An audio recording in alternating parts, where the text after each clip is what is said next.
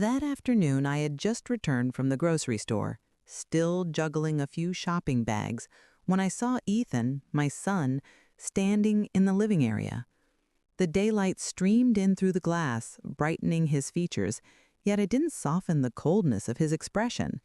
I didn't even get a chance to ask anything before he spoke directly, his tone firm and sharp like a blade. "Mom, I'm tired of seeing you every day." I froze. My hand clutched the plastic straps so tightly they were biting into my skin. "What did you just say?" I asked, hoping I had misheard him. Ethan didn't look away. "I want space, Mom. You're around too much. My wife feels the same way. You should find another place so we can live our own lives." His words struck me like a slap in the face in broad daylight. I heard every syllable as if someone was carving them into my mind. "This house, I bought it with my own funds. The deed is still in my name. I paid for it in full. No debt, just because I wanted my son to have a good start. I voluntarily moved into the smallest room. I gave up my time to support the couple, and now I've become a burden? Really? Are you saying that?" I tried to keep my voice steady, even though I felt a weight pressing on my chest. Ethan hesitated for a moment, then his tone hardened. "I'm just saying what we both think. You know, my wife has never been comfortable with you here." I looked him in the eyes.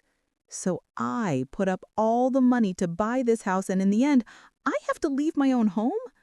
He was silent, a stillness that didn't seek an argument but also showed no regret. Outside, a vehicle passed by, its engine fading into the distance. Inside the house, the only noise left was my heart pounding in my ears. Never in my life did I imagine this day, the day my own son would look at me as if I were an object to be pushed aside when it's no longer useful. I took a deep breath and placed the bags on the counter. "All right," I said.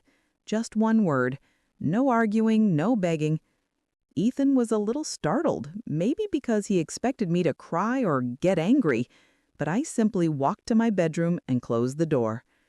With my back against the cold wall, I slid down to the floor. The shock still hadn't faded. I remembered the day I gave him the keys to the house. His face lit up, a promise of Mom will always have a place here. All of that was now just broken fragments of a memory. In the living room, I heard Ethan talking to someone on the phone. His voice was light, relaxed, as if a weight had been lifted from his shoulders. Suddenly, I understood. This wasn't an impulsive decision. It was a calculated plan, and I was just now getting the notice. My chest tightened, but deep down another thought began to surface. If they want me to leave, I'll leave, but not empty-handed. I stayed still in the room, listening to the tick-tock of the wall clock, each tick like a hammer blow, clarifying my thoughts. If Ethan had decided this, then I would have my own way. Not with tears, not with pleading. My phone vibrated in my purse. It was Sarah, my friend since our days at the local library. I answered, trying to sound normal. "Olivia, are you free this afternoon? I just made that apple pie you love so much." I managed a faint smile. "Maybe I'll stop by, but first I need your help with something." Half an hour later, I left my room with a small handbag. Ethan looked up, frowning. "Where are you going?" I asked. "To get some air. Don't wait up for me," I answered curtly. He was about to say something, but his phone rang. He glanced at the screen and ignored me as if I had already disappeared from his world. I met Sarah at a coffee shop near the bus terminal. When I told her what happened, her eyes darkened. "He said that to you in the house that you bought?" I nodded. "I think it's time for me to go, but I'm not going to leave them anything valuable." Sarah rested her chin on her hand. Her eyes glinted with a shared understanding. "Are you thinking of selling the house?" I replied. "Not just selling it fast and in secret so they don't have time to react. They think I'll just leave quietly, but I'll be the one to take back everything that's mine before I disappear." The strategy began that very night. Sarah introduced me to a reliable real estate agent, Mr. Henderson, who had helped her with a complex inheritance issue concerning an apartment. He agreed to meet me privately in his office, off the record. Sitting under the warm radiance of a desk lamp, we discussed the particulars. "You want to sell the entire property? The house is in your name, correct?" he asked. "All the legal documents are mine," I replied firmly. Mr. Henderson smiled. "Then it'll be easy. I have a couple of cash purchasers. If you agree, I can finalize the transaction in less than a week." 1 week. Not nearly enough time for Ethan and his wife to realize what was happening. I pictured the scene, them coming home after a long day, only to find the house was no longer theirs. And inside, I felt an unexpected peace. When I got back home, Ethan was already out. The living room was quiet. I took one last look at every piece of furniture I had chosen, every photograph on the wall. Soon, none of it would belong to them anymore. I turned on my computer. I sent a confirmation email to Mr. Henderson. "We start tomorrow. Keep everything absolutely confidential." As I hit send, I noticed my hands were no longer trembling. I was no longer the woman who endured everything in silence in this house. I was preparing to depart, but this time I was taking everything that was mine with me. The next morning, I awoke earlier than usual. The faint autumn light filtered through the drapes, bathing the kitchen in a gentle yellow glow. I made a strong pot of coffee. I poured it into my white ceramic mug, sat down at the table, and opened my old leather-bound notebook. Page after page held figures, dates, and lists of items I had bought for this house. The imported sofa from Italy, the Japanese knives, the dishwasher installed last year. I marked the ones that were small enough to take with me or sell separately. Each red check mark was a memory, but it was also an asset. At 9 o'clock sharp, Mr. Henderson called. "Mrs. Evans, I found a young couple looking for a house in this neighborhood.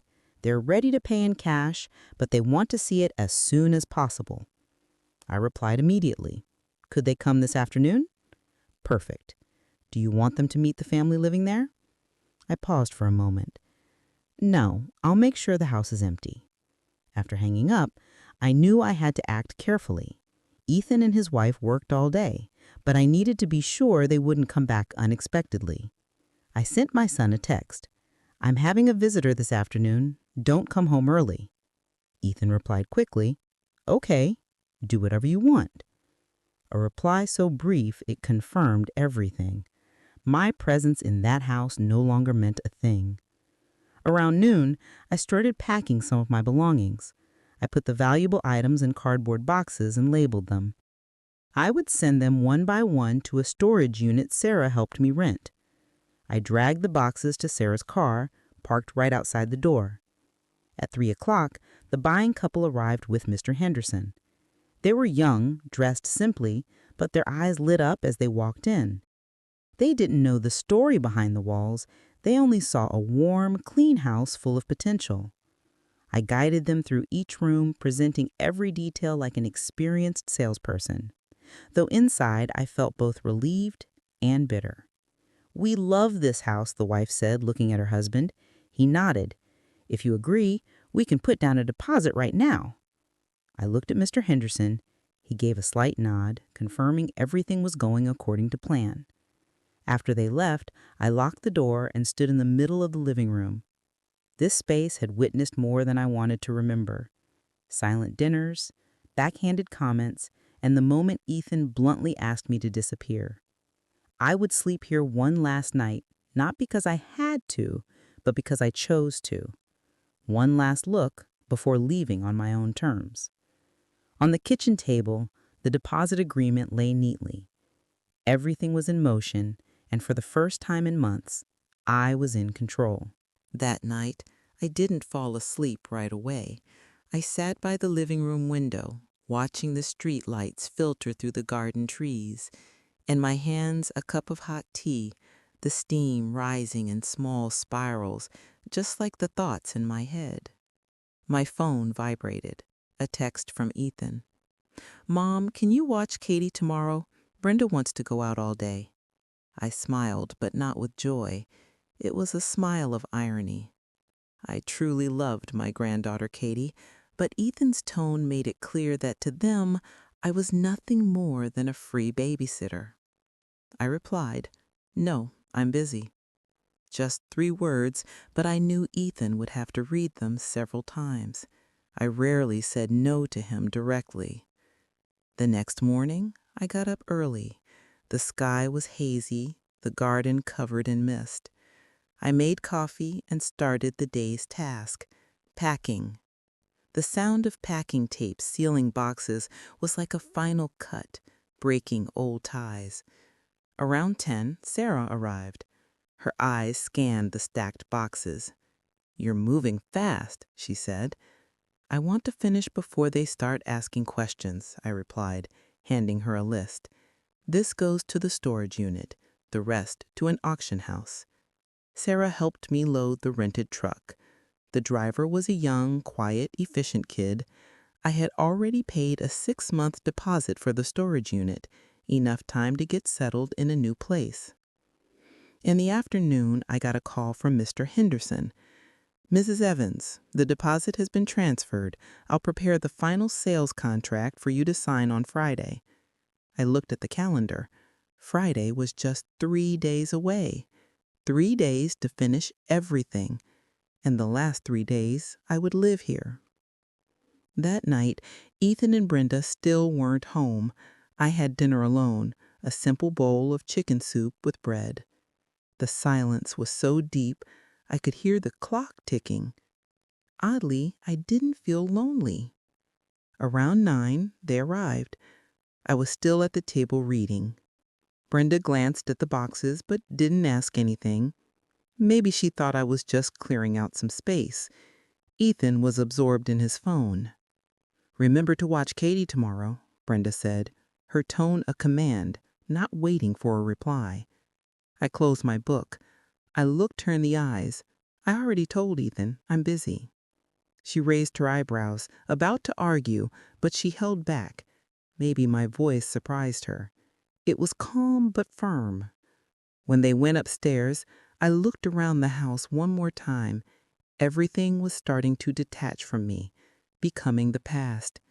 And I knew that when Friday came, I would walk out not as someone who was kicked out, but as someone who chose to leave. On Thursday morning, I received an unexpected call from my old lawyer, Mr. Thompson, who handled the paperwork when I bought the house. His voice was grave, concerned. "Olivia, I received some information from a local bank. Someone is trying to use your house as collateral for a large loan. Do you know anything about this?" I gripped the phone. "No. And who is it?" Mr. Thompson sighed. "The documents were submitted in Ethan and Brenda's names, but the problem is," he paused, "they included a copy of a power of attorney in your name with the signature identical to yours." I closed my eyes. I wasn't surprised, but the feeling of betrayal was brutal. "Mr. Thompson, I never signed any power of attorney for them. That has to be a forgery." "I believe you. Do you want me to immediately send a request to block the loan and begin a legal verification?" "Of course, and as quickly as possible. I'll send you a copy of my real signature." After hanging up, I stood motionless. The house wasn't even sold yet, and they were already trying to leverage it for debt. It wasn't enough for me to leave. They still wanted to take advantage of me while I was here. In the afternoon, I called Mr. Henderson and briefly explained the situation. His voice was firm. "Don't worry, Olivia. Once the sale is closed, any undrawn mortgage or loan against the property will be void. I'll ensure our sales contract takes precedence." I continued packing that afternoon. Each object in a box was a final punctuation mark. Sarah came back with 2 bags of food and a coffee. "I heard from Mr. Thompson," she said. "You did the right thing selling it quickly. Otherwise, they would have found more ways to tie you down." That evening, Ethan came home earlier than usual. I was in the kitchen when I heard the door. He walked in, looked at the stacked boxes. "Are you leaving?" I looked at him, debating whether to answer or stay silent. Finally, I said, "Yes." He bit his lip. "You don't have to." I cut him off. There's no need to explain. I've already decided. He fell silent, but there was a flicker of anxiety in his eyes. I didn't ask any more questions, not because I didn't want to know, but because words were no longer necessary. When he went up to his room, I returned to the table, opened my leather notebook, and drew a line. Tomorrow, sign the sales contract. Tomorrow, this house would no longer be mine or theirs, and for me, it wouldn't be a loss. It would be a liberation. On Friday morning, I woke up with a mix of excitement and caution. Today was the day to sign the sales contract for the house. But before I even got out of bed, I received a strange email. Subject: Request to nullify property sale transaction. Sender: a law firm I had never heard of. The content was brief. Our client, Mr. Ethan Evans, claims that the current sale transaction of the house is not legal as he possesses residency rights and equity benefits over said property. We request an immediate halt to all proceedings. I read it twice, then smiled coldly. It was clearly a last-minute desperate move by Ethan, but he didn't know.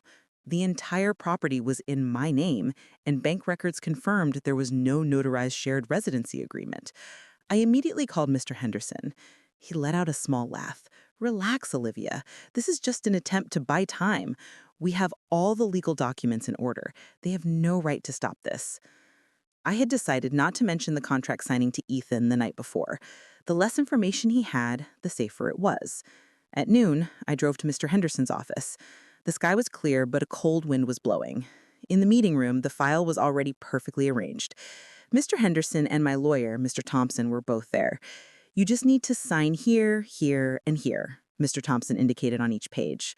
The pen in my hand glided smoothly over the paper. Each signature felt like cutting an invisible string. When I finished, I put the pen down and exhaled with relief. Mr. Henderson carefully collected the documents and nodded. Done. The money will be transferred to your new account within 24 hours. The account is with a different bank. No one but you will have access to it. On the way back, I stopped by a small shop on the outskirts of town and bought a new suitcase. Not too big, but big enough for the essentials for my next chapter. I hadn't decided where I would go yet, but I was sure I wouldn't leave an easy trail to follow. When I got home, Ethan and Brenda were already there. Brenda was sitting on the sofa, scrolling through her phone. Ethan was leaning against the kitchen doorway, watching me with suspicion. "Where were you all day, Mom?" he asked. I took off my coat and hung it up, just taking care of some personal matters. Then Brenda spoke, her tone dripping with acid. "I hope those personal matters don't affect this family." I looked her directly in the eye, but only smiled. "This family affects itself, Emily." She froze for a second, then looked away. That night, as I closed my bedroom door, I placed the new suitcase at the foot of my bed. Only one thought remained in my mind. Tomorrow, I will leave, and by the time they realize it, it will be too late. On Saturday morning, I had just poured myself a cup of coffee when I heard loud banging on the door. It wasn't a polite knock, but an urgent, insistent pounding, almost as if they wanted to break it down. I opened it to find two police officers on the doorstep, a man and a woman, both in immaculate uniforms. "Mrs. Olivia Evans?" the male officer asked. "Yes, that's me." He held up a warrant. "We have a search warrant for this residence at the request of the complainant, Mr. Ethan Evans. It is alleged that you are attempting to conceal shared assets without consent." I remained calmer than they expected. Shared assets? This house is in my name. It's entirely mine.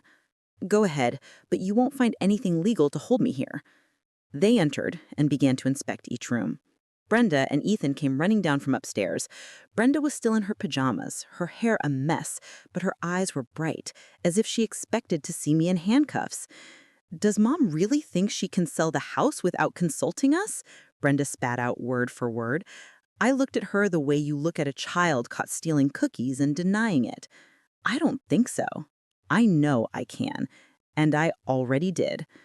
Ethan stepped forward, raising his voice. "This is the family home. You can't just destroy everything because you're having a tantrum." I let out a laugh, a sound that surprised even me. "Family? You call it a family when you plan debts behind my back, forge power of attorney documents, and hire lawyers to block me?" The female officer intervened, her tone serious. "Sir, ma'am, all the documentation confirms that the property belongs exclusively to Mrs. Evans. This search warrant only authorizes us to search, not to confiscate property. There are no signs of a crime here, so we'll be leaving." Brenda's face went pale. Ethan bit his lip, saying nothing more. When the police left, I walked to the dining table, pulled a thick envelope from my jacket, and placed it on the table. "Here is a copy of the sales contract signed yesterday.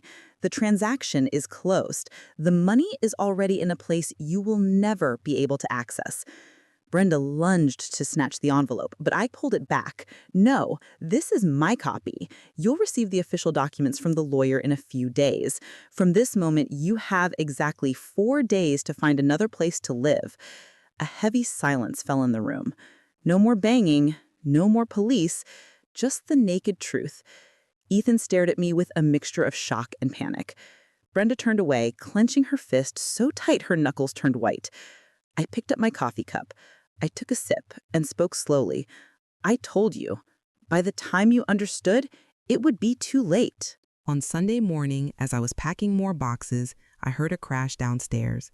When I went down, I froze. Ethan and Brenda were tearing the living room apart.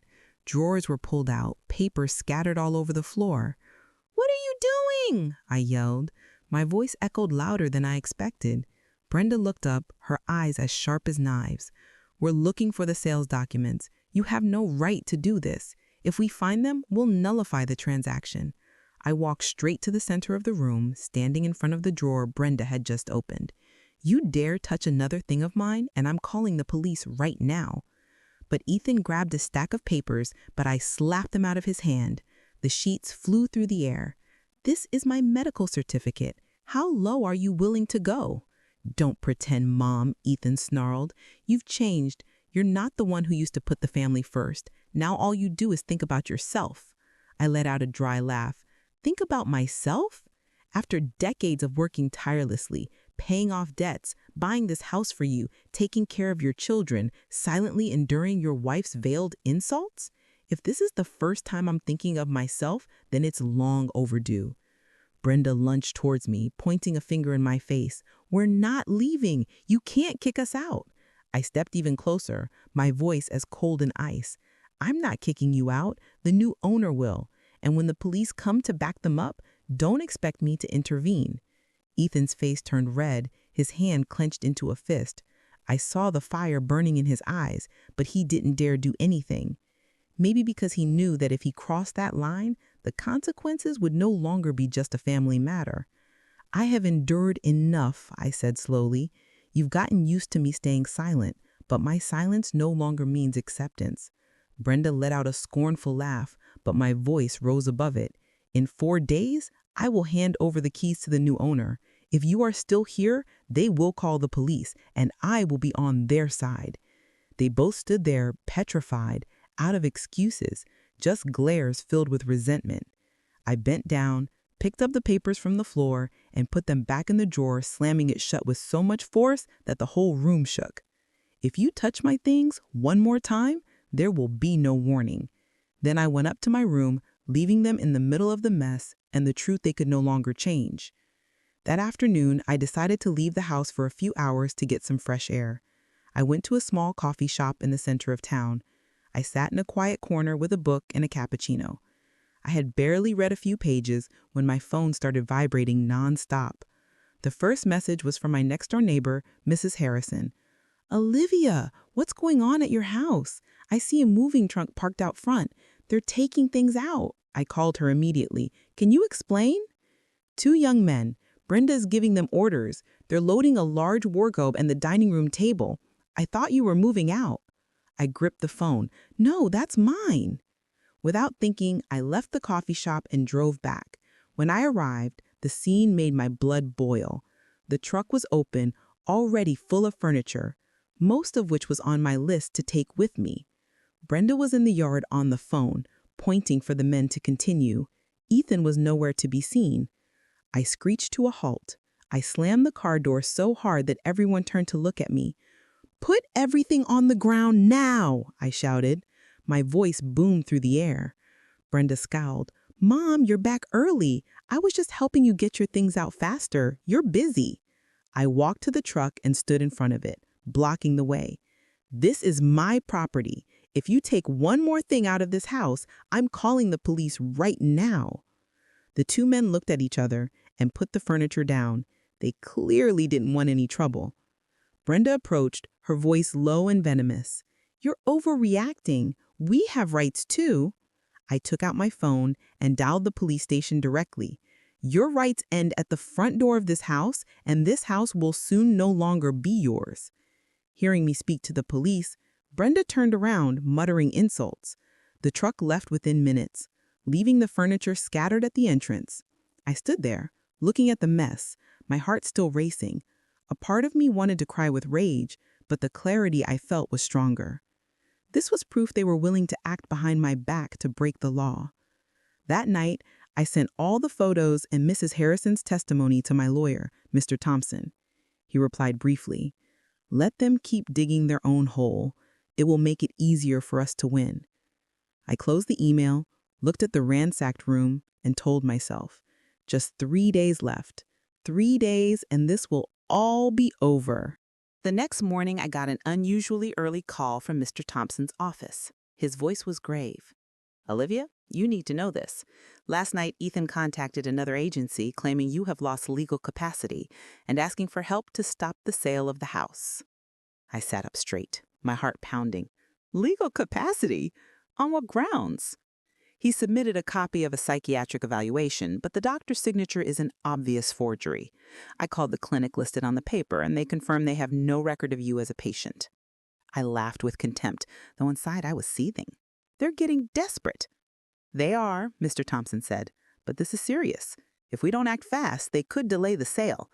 I recommend you come to the office today to sign an official rebuttal accompanied by a valid medical certificate." I agreed and immediately called Dr. Nelson, my family doctor for over 10 years.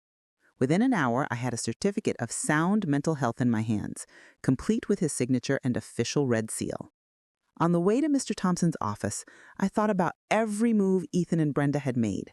Forgery, trespassing, attempted theft, and now fabricating a story about my incompetence to strip me of my rights.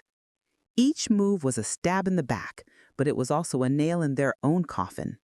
At the office, Mr. Thompson already had the documents ready. "We'll file the rebuttal today. Additionally, I'll request a formal investigation for medical document forgery. If intent to defraud is proven, this will become a criminal matter." I signed each page with a steady hand. "Mr. Thompson, I want to see this through to the end. No more concessions. They need to pay for what they've done." He nodded. "I understand." When I got home at noon, I saw Ethan sitting on the porch, phone in hand, avoiding my gaze. Brenda wasn't there. I walked past him, but I heard him say, "Mom, this is going too far." I turned and faced him. "Too far? The day you decided to deceive me, it had already gone too far, and now there's no turning back." Ethan opened his mouth, but I had already gone inside and shut the door. There was no room left for pity.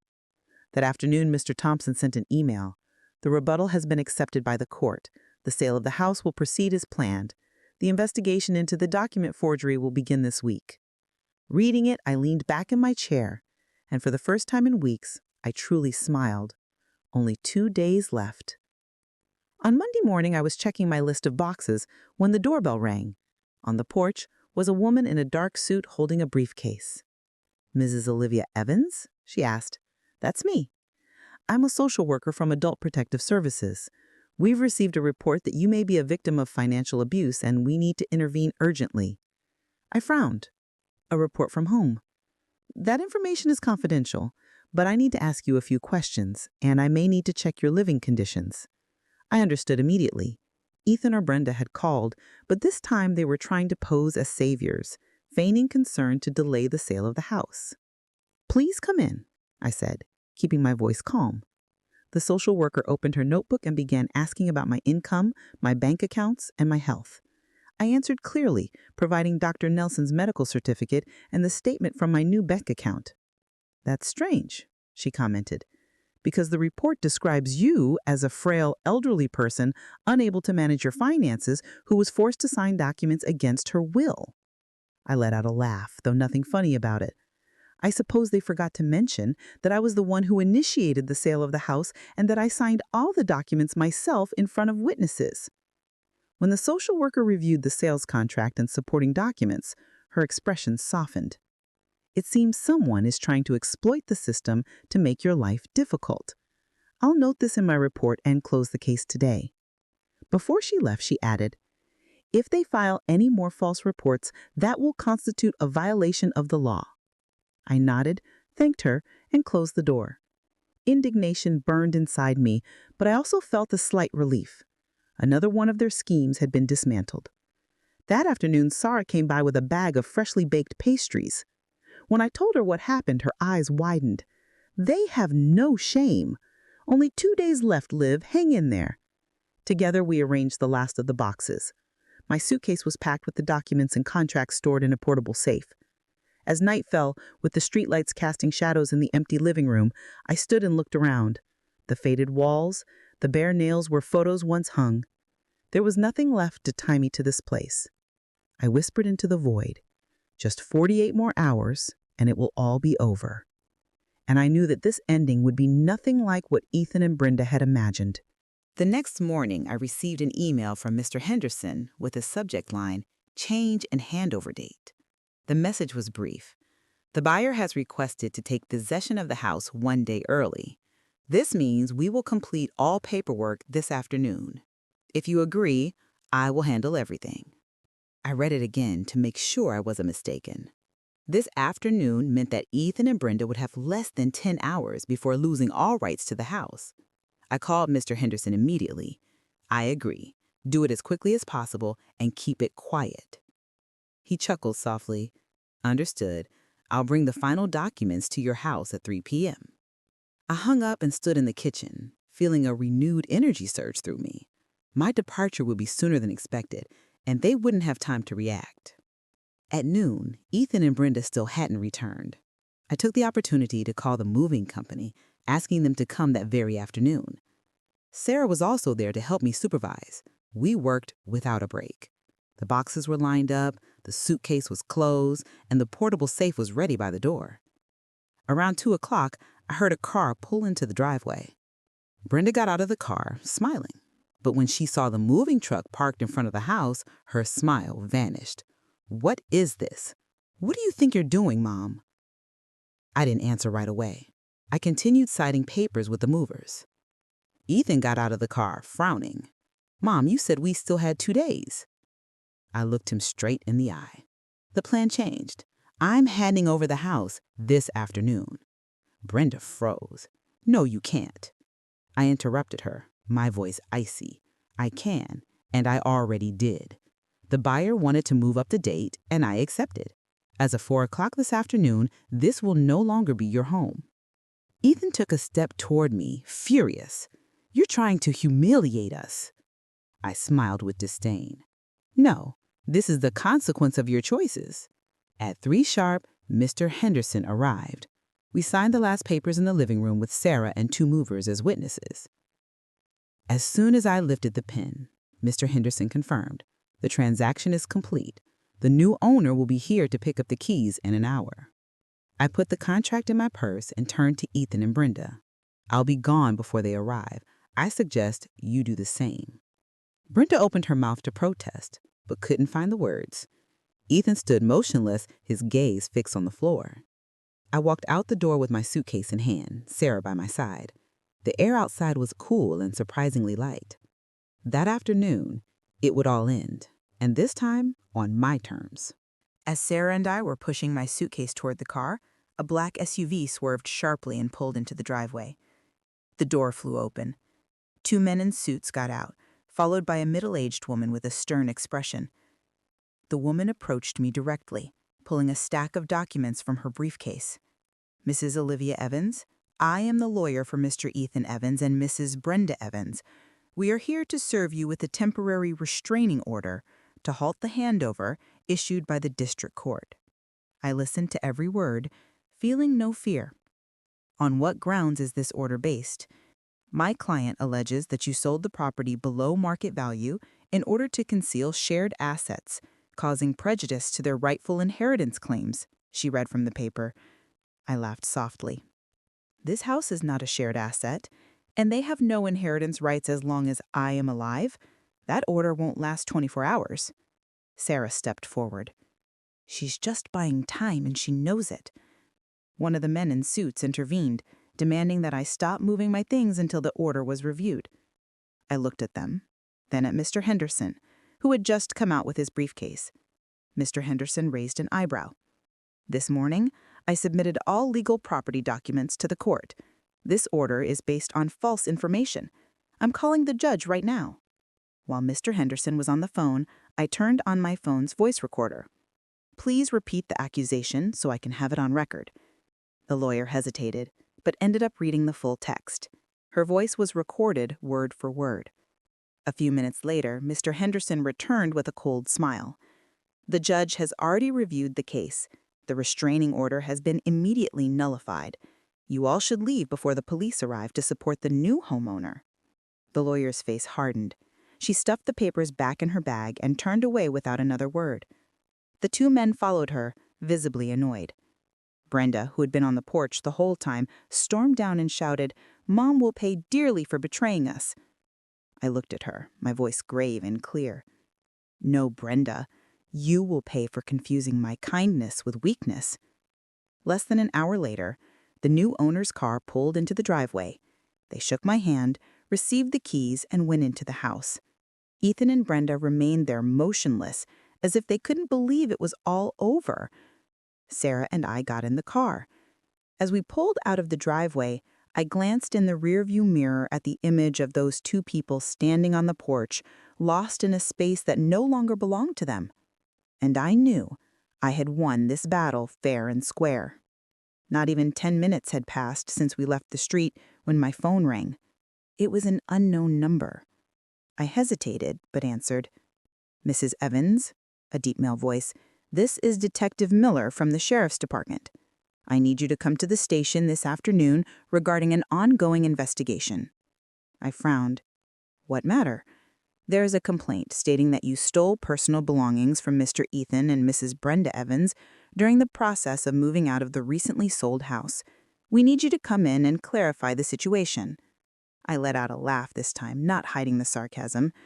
They are very persistent. "Regardless, I need you to appear so everything can be officially recorded. The sooner, the better," the detective said, his tone serious but not threatening. Sarah looked at me when I hung up. "Another trick?" "Yes, but this time I'm not just going to defend myself," I replied. We stopped by the storage unit first. I wanted to pick up several boxes of documents I had already prepared.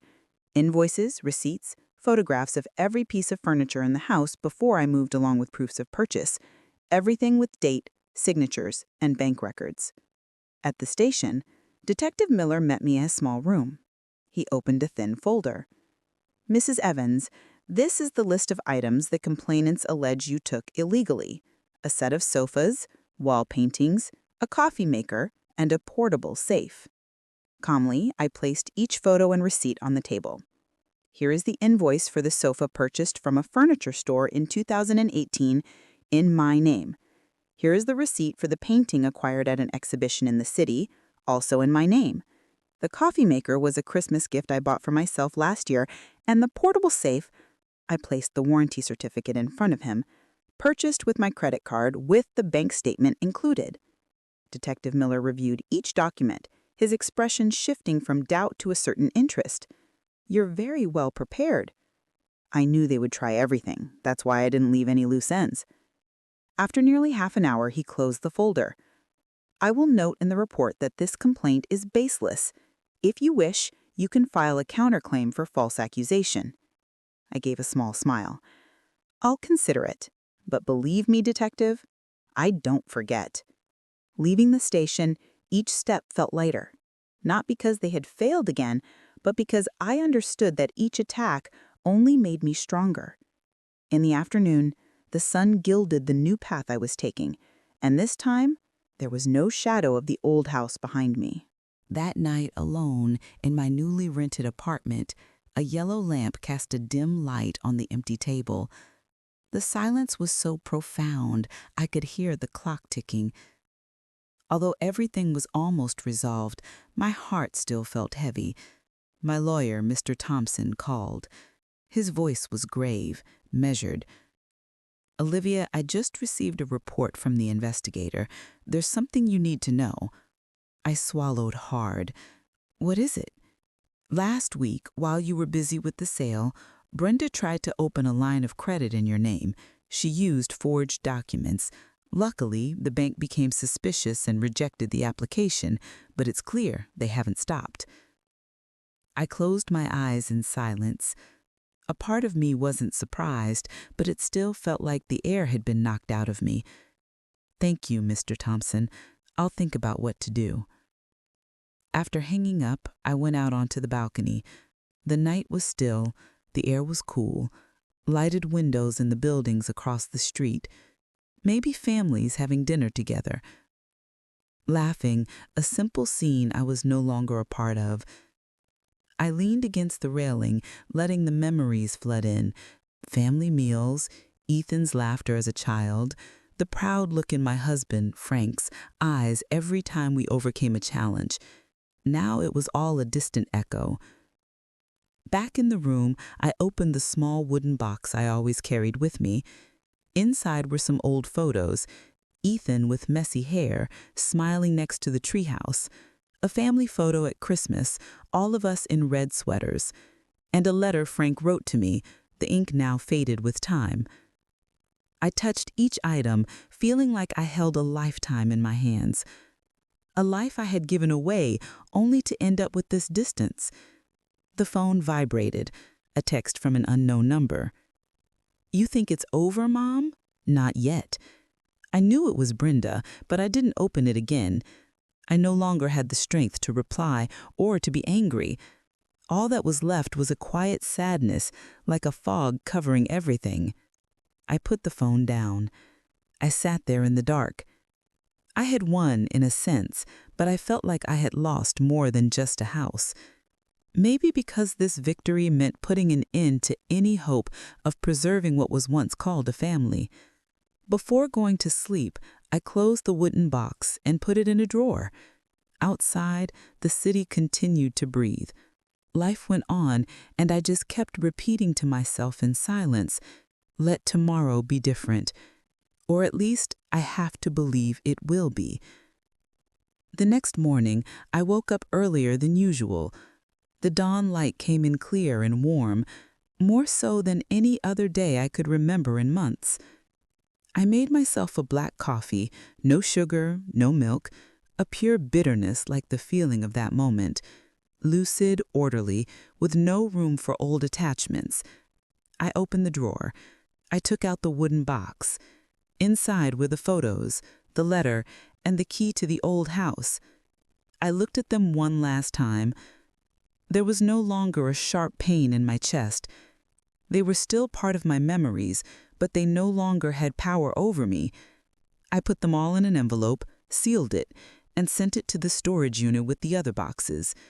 Memories, just like possessions, should also be kept in a safe place where no one can desecrate them. The phone rang. It was Sarah. "Liv, what are your plans for today?" "I'm going to close my old bank account, cut all remaining ties with them," I replied, my voice light. Sarah laughed. "I'll give you a ride. Consider it your official farewell tour." We went to the bank, where I requested to transfer all the money to a new account completely separate from the old one. The bank teller asked if I wanted to keep the old account open. I just shook my head. Signing the closure document felt like shutting a rusty, jammed door that had been stuck for years and finally setting it free. At noon, I arrived at Mr. Thompson's office. He handed me a file with all the legal paperwork to protect my assets and prevent Ethan and Brenda from accessing them. "You're safe now, Olivia," he said, and for the first time, I completely believed those words. After leaving the office, Sarah and I had lunch at a small restaurant by the lake. The wind carried the fresh scent of water. The sunlight sparkled on the bright surface. I realized I was sitting up straight, not hunched over, as if trying to protect myself from an invisible blow. When I returned to the apartment, I stood on the balcony looking out at the street. Cars coming and going, people walking their dogs, the laughter of children playing in the nearby park. The world kept on living, and so did I. But this time, for myself. I took a deep breath, relaxed my shoulders, and let a real smile emerge. It wasn't because I had gotten revenge, but because I had pulled myself out of the swamp. They no longer had any right to touch my life. That afternoon, I organized my desk again and opened a blank page. I wrote the first line, "Day 1 of a new beginning," and I knew that from that moment on, I could write the rest of my own story without anyone else holding the pen. A week later, the rhythm of my life had completely changed. There were no more tense mornings or angry footsteps coming down the stairs. Instead, I listened to sparrows chirping by the window, and the aroma of coffee filled my small, tidy kitchen. I started dedicating time to things I had long forgotten. In the mornings, I walked in the nearby park where the maple trees were turning shades of yellow and red. Every step felt light, without the urgency of returning to face the coldness of the old house. I realized that for all that time, I had been living like a guest in my own life. Now, I was truly its owner.